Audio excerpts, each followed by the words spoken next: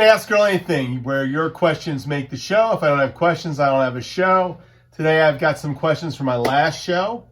We're going to jump right on into it. I promise it will not be as long as the last show. A couple things, couple shout outs, couple things coming up down the pike on my channel. First off, those of you that saw my Earl Ask Anything show, I did have drum covers by Bill on the show. Thank you, Bill and Lynn, for coming to my show and being a part of it. I had a lot of fun with you last Sunday and talking to you about drums and the drum cover community, etc. It's not an open invitation to everybody, but those of you that are friends and write on my stuff, of course, if you're in South Florida, bring me up, we can catch some coffee or do something. I've done that with a few guys. I do enjoy the community aspect of it. So that's one of the things. And Bill was one of the guys that early promoted my channel. So I'll leave it at that. And we talked a little bit about that aspect of it. So it was really great to have Bill on the show finally. But really cool. So I'm hoping to do more of the Earl Asks Anything shows, because I kind of enjoy me interviewing somebody. I've done a few. I've done Michael Johnson drummer, before it was called Earl Asks Anything. I did my friend Marco last year before it was called Earl Asks Anything. I just had Mike Fasano on. Shout out to Mike Fasano. That was a lot of fun with J.R. Kurtz, my new friend. Lot of fun. I had a lot of fun with these shows, and my first one being Mikey V. So I've actually interviewed a few people here, but I'm hoping to possibly get my Skype thing together. If I ever get this Skype thing together where I'm recording it like Kelly does, Kelly Kusumato. Kelly, I butcher your name. I heard Jay talking about your name when you had him on the show, and he's got the Japanese thing down. I just don't have it. Kusumato, I think it is. I totally butcher your name. But Kelly would be a guy I'd like to, have on the show sometime. I'd have a lot of guys on the show. Also some pro guys. I have some friends that it'd be nice to kind of connect Skype-wise and bring them on too, like Mike Fasano. Mike's a pro. So I like getting all different levels, different parts of the drumming world together, different influences together, and talking. And I'm going to have Mike Fasano on with the Skype thing when he gets back from tour. We're going to do it again. So that was kind of an impromptu Earl Asks Anything. But, that show is really where my heart's at, is to connect the community. And that's why I do this. This is an opportunity for the community to talk to me and me to talk back to the community. So I've got a few questions from some very loyal friends and people that have been watching Ask Earl for a long time. The first one is Laurie Jones. Laurie Jones is from, I believe, Wales. He's definitely from the United Kingdom somewhere. And he asked the question about what's my experience with quiet cymbals? I think he's talking about the ones with the holes in it, the Zildjian Cymbal, really quiet cymbals, or maybe he's even talking about the Cymbal designed to be quiet cymbals. Are they worth it? I see Cymbal and Zildjian do them, seem quite expensive. Or is it better to learn to play quietly, dynamically on real cymbals, or play with rods and brushes? What are my thoughts on that one? Have a great weekend. Now, let's put it this way. I think that there's a place for those type of cymbals, like the ones with the holes in it that are really super quiet ones. I think those are really great for practice kits, or somebody that wants to have an electronic kit with some cymbals that are emulated, and that's where the Zildjian idea came for those hole cymbals, was from part of their Gen, what are they called? What are they called? Gen Z or Gen 16 electronic cymbal setups, were just cymbals that you'd add to your electronic kits. I forget what it was called. I think it was Gen 16 or Gen Z, something like that. Really cool concept. I thought it was, the extra module was a little bulky and stuff, having two modules shooting at, triggering stuff. But I liked the feel of those cymbals because they were kind of real, But for live playing, I don't see the usefulness in having that cymbal. Now, Sabian's got one that's actually like a few dB down, like 20 dB down kind of thing. And they seem kind of cool. Some of the guys that are heavy hitters like them. I think it's better to develop a touch, to be honest, and to pick the right cymbals for the room you're playing in. Now, what I have found with cymbals, and this is just a personal preference of mine, but I found for like recording, I really like cymbals that got some nice mid-range kind of thing, not overly bright, but controllable. That's why I've been using the Paistes for a while. The Paiste B8s really have a nice, pretty sound that sit in the mix a certain way. I find if they're too low pitched, too dark, they don't cut through. You know, you need something that's going to cut through a little bit, but not something that's so bright and high-endy, thick and heavy that when you hit it, it just pierces your ears. So I like pretty cymbals, and I've grown to really like thin cymbals versus thicker cymbals. Now, there are always differences, okay? Certain ride cymbals need to be a little bit thicker. But for me, I've been going for thin cymbals for a long time. My Sabian cymbals for a long time, I had a thin, dark crash, 17-inch that I love. Still have that. I had this 18-inch sound-controlled HH crash that was a crash ride. That was a thin crash ride for an 18. Nice cymbal, nice little ride, nice crash. I didn't realize I was picking in that family all the time. All my crash cymbals have always been thin. I don't like medium thin as a general rule unless somebody gives me one. I got a medium thin 16-inch Paiste Zildjian crash at a Danny Seraphin clinic. So I use it occasionally. It's not my favorite cymbal. I have an Armand 18-inch thin crash that I like. This is a thin Giant Beat 18-inch. This is just the multi, the 20-inch. Now I am finding with the Giant Beats that the multis really do sound nice, okay? This is a thin crash Paiste 2002. Nice cymbal. They have just have a nice feel to them. You can hit with your hands and get a sound out of them. They're not too heavy. So I'm a real big fan of Paiste for recording, but there's a place for Zildjian. Zildjian's got a place. They do the dark thing really well, so the Cropes are really cool for that, but the Cropes have their own thing, you know what I mean? So the Cropes don't fit every type of genre to play. Where I think the Paistes fit the jazz thing too, if you want to do it. But if you're looking for that more K, Tony Elvin thing, the Cropes are the way to go, and the more modern type cymbal.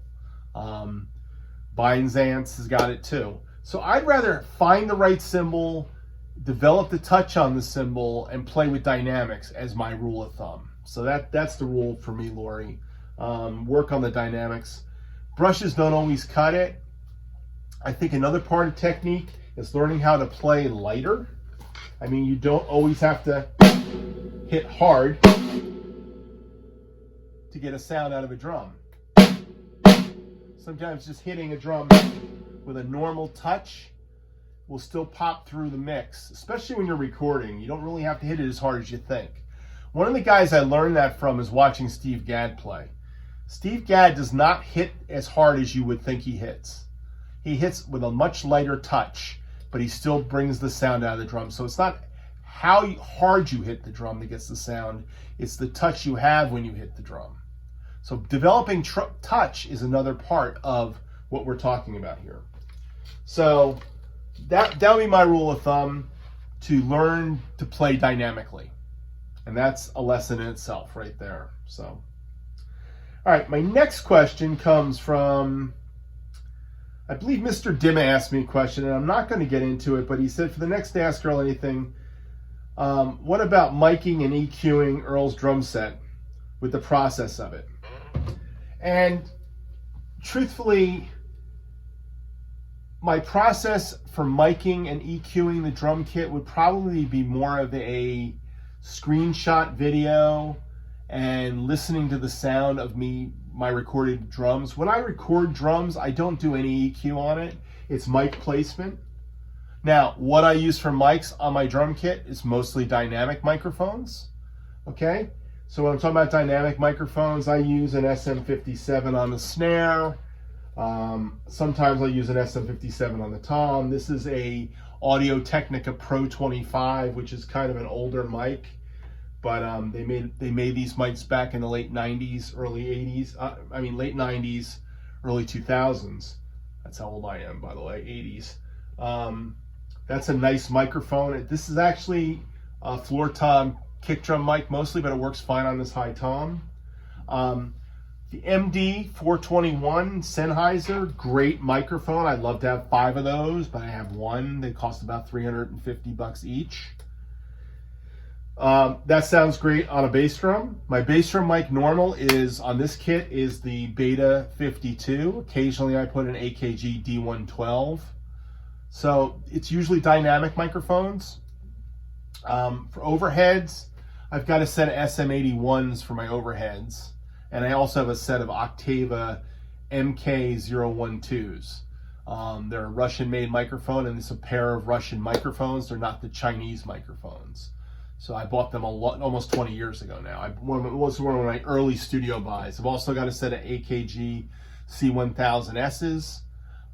So I have a lot of different microphones I can throw up here. Dynamic works for toms and snare and kick. I use condenser mics mostly for overheads, occasionally on a snare drum. As far as EQing goes, I would say my secret is to take more out of the sound of the drums than to put into it. Like, I don't hype EQ, I usually do cutting EQ. One of the techniques that I've learned is that it's better to take out with EQ than to put in. Now, that's not always the rule.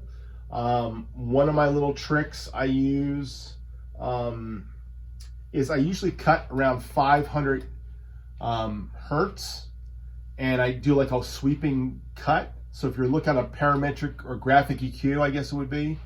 A parametric's dials, graphic is the dot line EQs. You would usually see like a little bump at 200K on my snare drum, and then I would cut way down into the 500K and sweep up to 1,000. And I'd get a curve until I got it to sound right. And I might move it from 500 closer to 300, just adjust it in my EQ, my graphic EQ on my plugin. That's one of the little tricks I use on a snare drum. But the cutting, it's a big sweeping cut. So I'm more about cutting with EQ than boosting. But there is times when you boost, so I'm not gonna say you don't ever boost. Same with toms, same with kick drum. Overheads, I try to go flat. One of my new little tricks to pull out the kick drum in a cover, I usually cut around 150 hertz. I cut, do a hard roll off.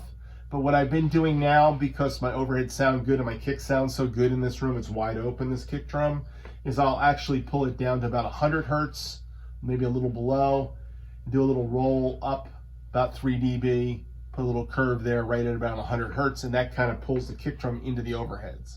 Sometimes I don't want that, I take it out.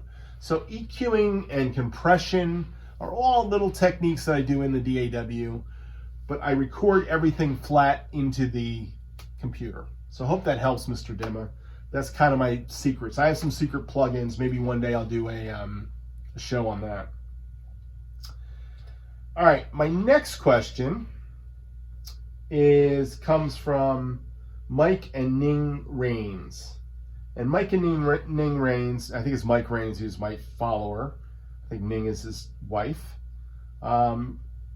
He basically asked the question, remember you mentioning in the past that you have experience with Ludwig Vistalite drums.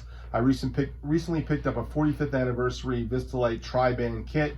I was wondering if you've ever had any suggestions regarding tuning, drum heads, and cleaning and general care of Vistalite drums.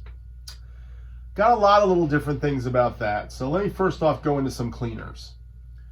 The standard cleaner for Vistalite drums forever has been this cleaner. It's kind of a car polish, I believe. It's called Norvus 1, Novus 1. And that's been kind of the one I've seen talked about the most in the Vistalite forums. Now there's a new one that just the Not So Modern Drummer put out. It's called Meguiars, or Meguiars, I don't know how to say it, Meguiars, plastic cleaner number 170 and plastic detailer number 180 as a spray-on and wipe-off scenario. Those two are ones that will clean your shells nice and clean too. So between the Novus and the Meguiars clear plastic cleaner, I had to write this down to figure this out. Those are the two that guys recommend. They don't recommend using Windex or anything like that. You're better off using soapy water, you know, like a normal mild soapy water, or something like this to clean the plastic. So you're really looking at plastic cleaners is what you're looking at. As far as taking your drums apart, let me just say this: be very careful taking Vistalite drums apart, especially vintage Ludwig Vistalite drums, because when you put your lugs back on, the castings back on, tension castings back on, that screw, if you tighten down too hard, will leave the little spider webs around the lug, and that will cause a problem if you tighten too hard. If you tighten too loose, the lug will start falling off.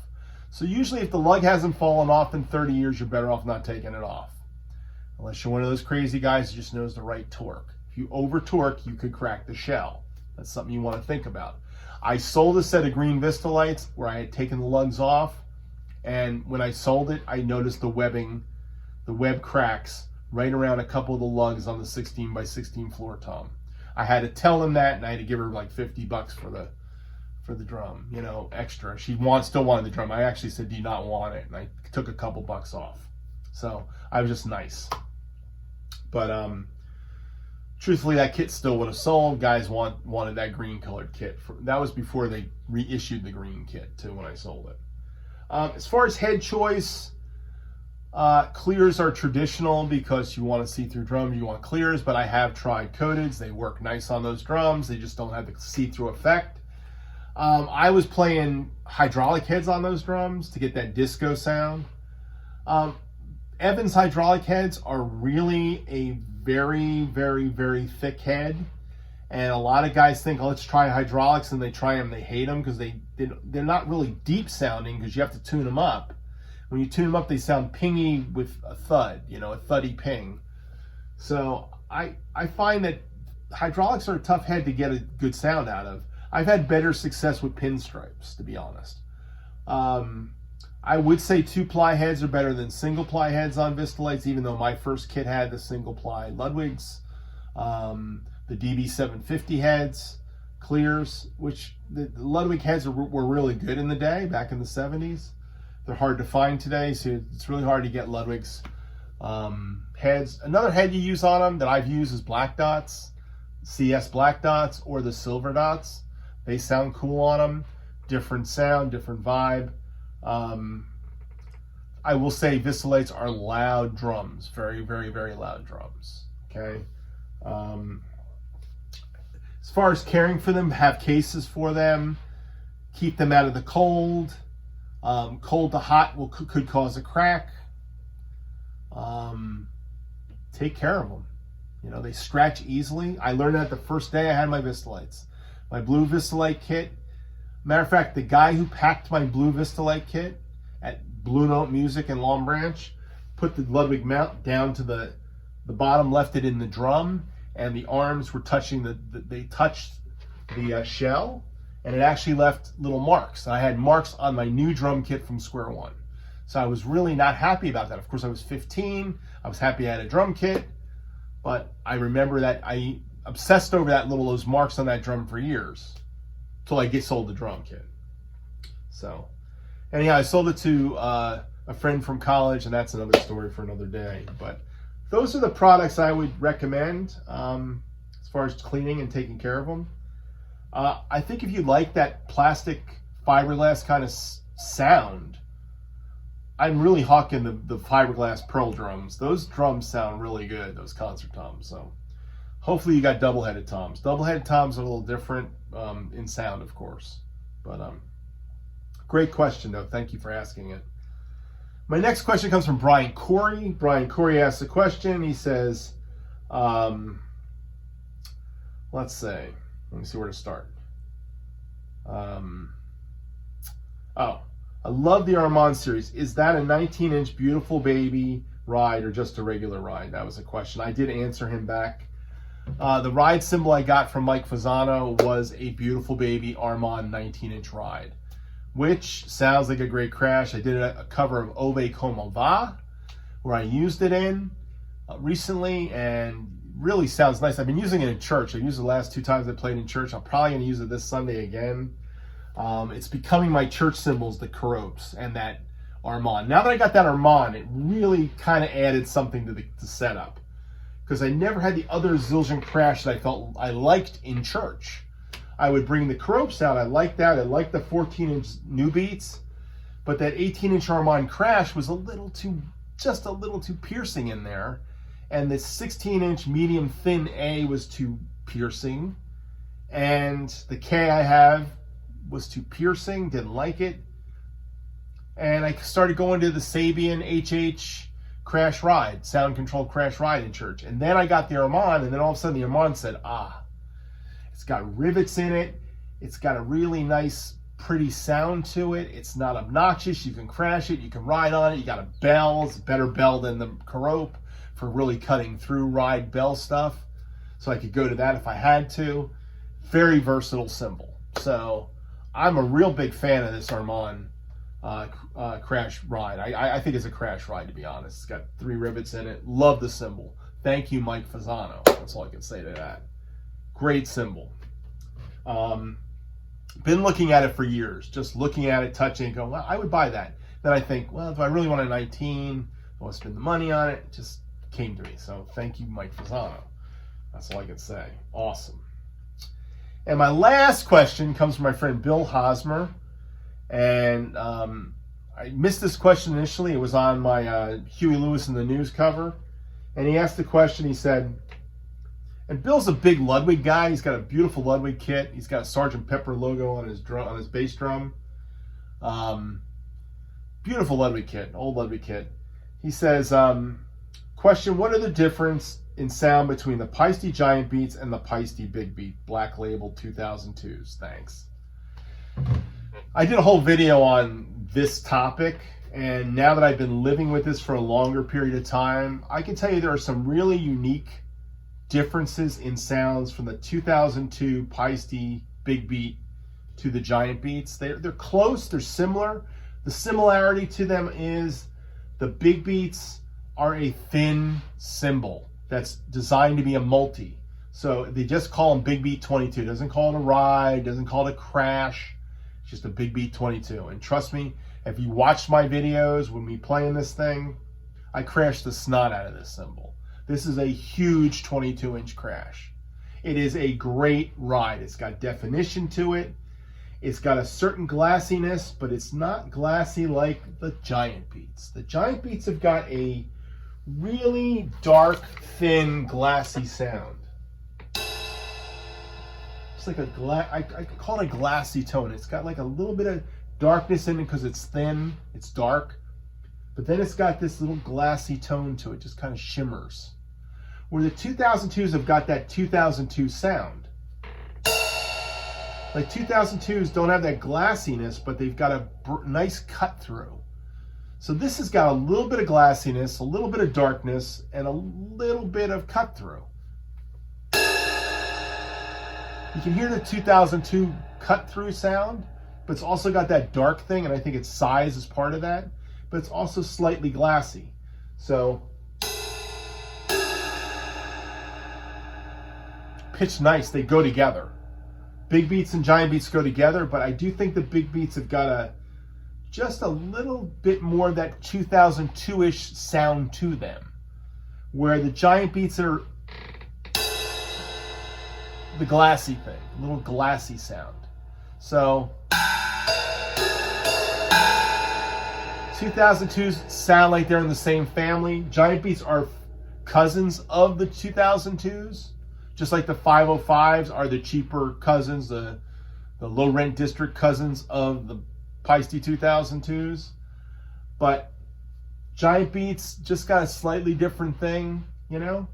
But it's all about the thin cymbal thing. All my cymbals are thin. I'm not playing the thick extreme crashes. So I think when you start talking about thick ride cymbals, there is a difference. So I really dig the Big Beats. I think I could go with a whole set of Big Beats just as easily as a whole set of Giant Beats, or a set of 2002s, as long as they're thin crashes. I'm looking at the 2002 22-inch ride. I did want the Giant Beat 22-inch ride. I think this Big Beat beats it, to be honest. So I'm not really going for that. They now have Giant Beat 15-inch sound edge hats.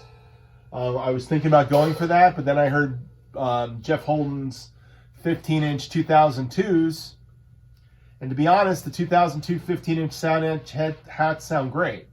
So that might be the way to go, is to get a set of 15-inch 2002 sound edge hats, you know. So especially if I get an older pair, you know. I think there's a difference in the older ones versus the newer ones. I will say the newer cymbals, that the reissues have been thin. So be careful with 2002s made in the late 90s, early 2000s. Might be a little thicker than the ones they're building today, because it seems everything's kind of gotten thinner. That's just my impression, and it seems to be my ear. But I hope that helps, Bill, in figuring that out. All right? Anyhow, thank you for watching Ask Earl Anything. Your questions make the show. I promised you I was going to do a quick show today. Coming up on my channel, one more thing. I'm working on a Danny Seraphin week. I'm going to be doing some extreme's the wrong word. I'm going to be doing some obscure Chicago covers. Songs that are not their top 10 stuff. So you won't be hearing Hard to Say I'm Sorry or something like that. You know, definitely not the Chicago 18 ballad stuff. I'm talking about songs off of CTA, Chicago Transit Authority, a song off of Chicago 6, obscure Chicago 6 song, and I've also got one off of Chicago 13. So this is when I really was into Danny Seraphin. I learned a lot of these songs as a kid, and I just went back and went going for them. Also in this Danny Seraphin week, 3 songs I have now, maybe a 4th this weekend, I don't know, there's a message to the songs. One of the songs is called Listen, from Chicago Transit Authority, saying, wake up world, listen to what's going on around you. That was a protest, a fight. It was a war protest song back in 1968, okay? And then the next song is What's This World Coming To? This is right around the end of the Vietnam War, 72, or just before it ended. And definitely it all correlates with the times we're in now. I mean, our times right now politically are pretty wild. So the words of these songs kind of match the framework of time we're in today. And the last one being Life Is What It Is, which is an interesting song from Chicago 13. I just thought the title kind of says some things for me right now, because I'm kind of in a philosophical mood about life, as you can tell, having gone through what I've gone through. So those songs, and I don't know if I'll throw another one in to add to the mix, but I'm going to be doing a Danny Seraphin Chicago, it'll probably be a week. I don't know, maybe go 2 weeks, into 2 weeks, whatever, like I did with Jeff Porcaro. But that's coming up. Anyhow, thanks for watching. Questions make the show. And have a great day. Talk to you soon. Bye.